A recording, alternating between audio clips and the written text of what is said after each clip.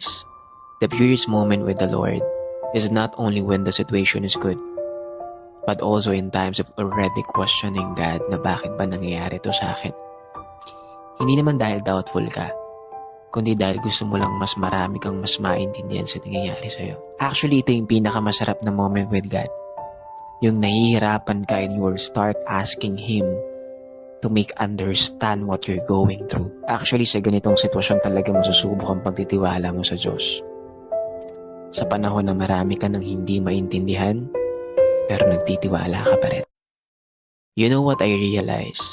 The purest moment with the Lord is not only when the situation is good, but also in times of already questioning God na bakit ba nangyayari to sa akin. Hindi naman dahil doubtful ka, kundi dahil gusto mo lang mas marami kang mas maintindihan sa nangyayari sa'yo. Actually, ito yung pinakamasarap na moment with God. Yung nahihirapan ka and you will start asking Him to make understand what you're going through. Actually, sa ganitong sitwasyon talaga masusubok ang pagtitiwala mo sa Diyos. Sa panahon na marami ka nang hindi maintindihan, pero nagtitiwala ka pa rin.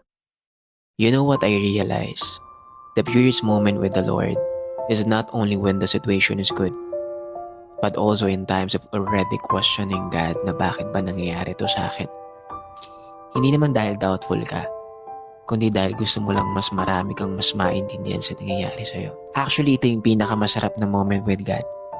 Yung nahihirapan ka and you will start asking Him to make understand what you're going through. Actually, sa ganitong sitwasyon talaga masusubok ang pagtitiwala mo sa Diyos. Sa panahon na marami ka nang hindi maintindihan, pero nagtitiwala ka pa rin.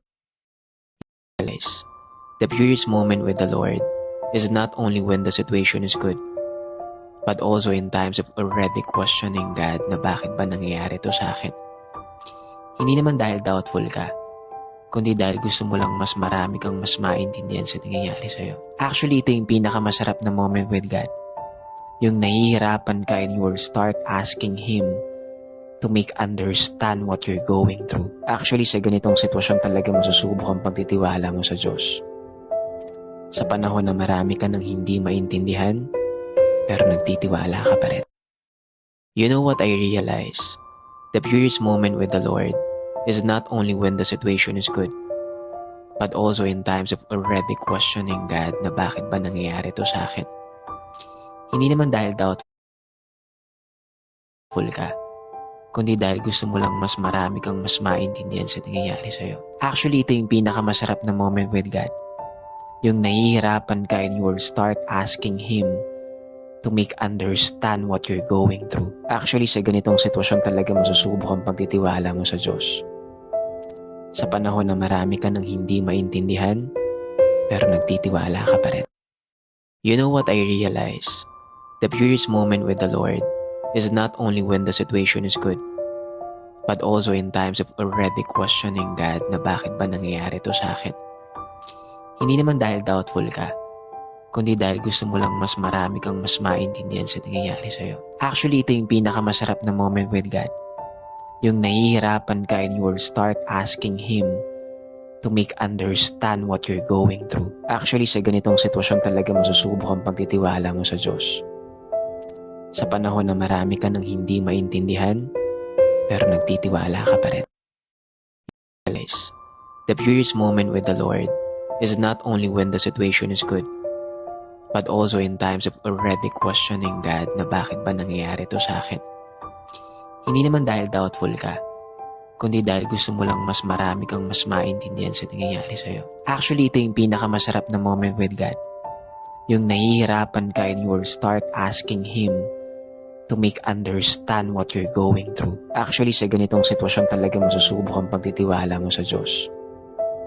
Sa panahon na marami ka nang hindi maintindihan, pero nagtitiwala ka pa rin. You know what I realize? The purest moment with the Lord is not only when the situation is good, but also in times of already questioning God na bakit ba nangyayari to sa akin. Hindi naman dahil doubtful ka, kundi dahil gusto mo lang mas marami kang mas maintindihan sa nangyayari sa'yo. Actually, ito yung pinakamasarap na moment with God. Yung nahihirapan ka and you will start asking Him to make understand what you're going through. Actually, sa ganitong sitwasyon talaga masusubok ang pagtitiwala mo sa Diyos. Sa panahon na marami ka nang hindi maintindihan, pero nagtitiwala ka pa rin. You know what I realize? The purest moment with the Lord is not only when the situation is good, but also in times of already questioning God na bakit ba nangyayari to sa akin. Hindi naman dahil doubtful ka, kundi dahil gusto mo lang mas marami kang mas maintindihan sa nangyayari sa'yo. Actually, ito yung pinakamasarap na moment with God. Yung nahihirapan ka and you will start asking Him to make understand what you're going through. Actually, sa ganitong sitwasyon talaga masusubok ang pagtitiwala mo sa Diyos. Sa panahon na marami ka nang hindi maintindihan, pero nagtitiwala ka pa rin. The purest moment with the Lord is not only when the situation is good, but also in times of already questioning God na bakit ba nangyayari to sa akin. Hindi naman dahil doubtful ka, kundi dahil gusto mo lang mas marami kang mas maintindihan sa nangyayari sa'yo. Actually, ito yung pinakamasarap na moment with God. Yung nahihirapan ka and you will start asking Him to make understand what you're going through. Actually, sa ganitong sitwasyon talaga masusubok ang pagtitiwala mo sa Diyos. Sa panahon na marami ka nang hindi maintindihan, pero nagtitiwala ka pa rin. You know what I realize? The purest moment with the Lord is not only when the situation is good, but also in times of already questioning God na bakit ba nangyayari to sa akin. Hindi naman dahil doubtful ka, kundi dahil gusto mo lang mas marami kang mas maintindihan sa nangyayari sa'yo. Actually, ito yung pinakamasarap na moment with God.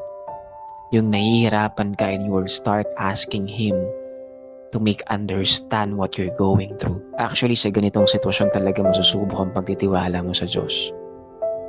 Sa panahon na marami ka nang hindi maintindihan, pero nagtitiwala ka pa rin. You know what I realize? The purest moment with the Lord is not only when the situation is good, but also in times of already questioning God na bakit ba nangyayari to sa akin. Hindi naman dahil doubtful ka, kundi dahil gusto mo lang mas marami kang mas maintindihan sa nangyayari sa'yo. Actually, ito yung pinakamasarap na moment with God. Yung nahihirapan ka and you will start asking Him to make understand what you're going through. Actually, sa ganitong sitwasyon talaga masusubok ang pagtitiwala mo sa Diyos. Sa panahon na marami ka nang hindi maintindihan, pero nagtitiwala ka pa rin. The purest moment with the Lord is not only when the situation is good, but also in times of already questioning God na bakit ba nangyayari to sa akin. Hindi naman dahil doubtful ka, kundi dahil gusto mo lang mas marami kang mas maintindihan sa nangyayari sa'yo. Actually, ito yung pinakamasarap na moment with God. Yung nahihirapan ka and you will start asking Him to make understand what you're going through. Actually, sa ganitong sitwasyon talaga masusubok ang pagtitiwala mo sa Diyos. Sa panahon na marami ka nang hindi maintindihan, pero nagtitiwala ka pa rin.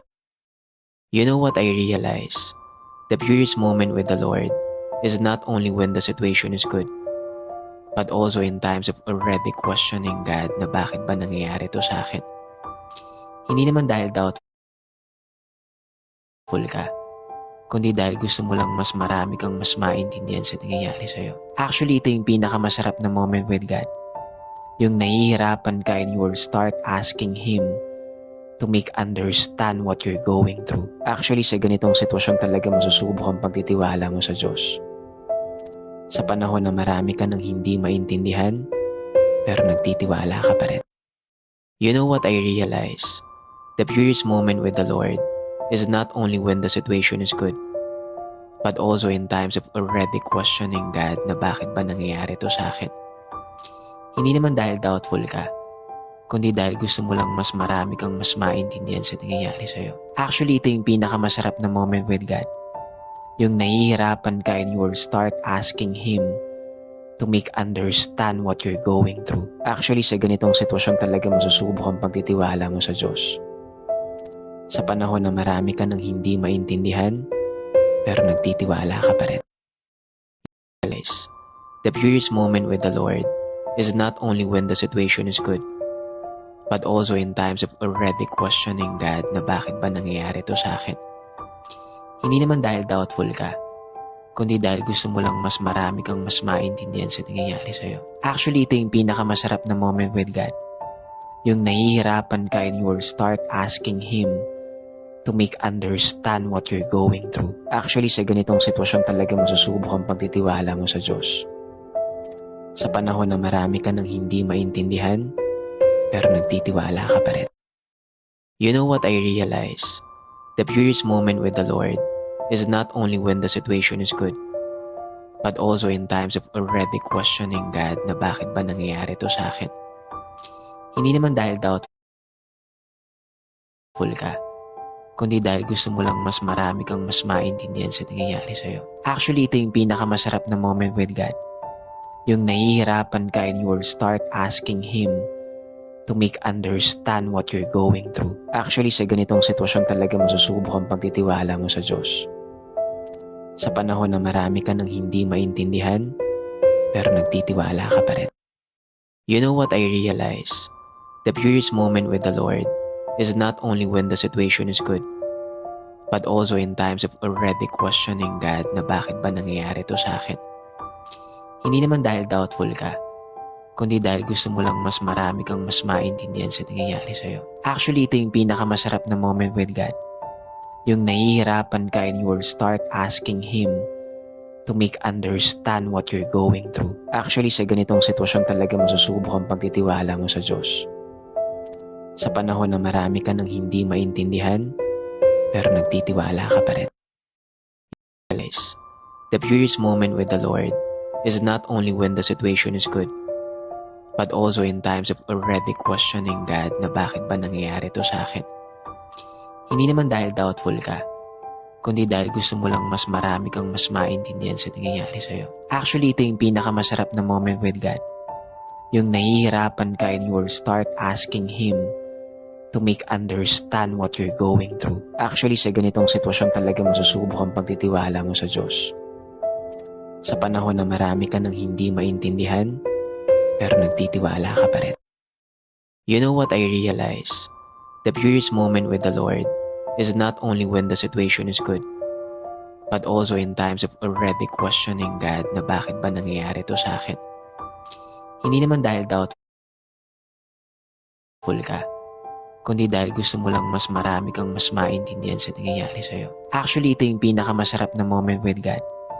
Yung nahihirapan ka and you will start asking Him to make understand what you're going through. Actually, sa ganitong sitwasyon talaga masusubok ang pagtitiwala mo sa Diyos. Sa panahon na marami ka nang hindi maintindihan, pero nagtitiwala ka pa rin. You know what I realize? The purest moment with the Lord is not only when the situation is good, but also in times of already questioning God na bakit ba nangyayari to sa akin. Hindi naman dahil doubtful ka, kundi dahil gusto mo lang mas marami kang mas maintindihan sa nangyayari sa'yo. Actually, ito yung pinakamasarap na moment with God. Yung nahihirapan ka and you will start asking Him to make understand what you're going through. Actually, sa ganitong sitwasyon talaga masusubok ang pagtitiwala mo sa Diyos.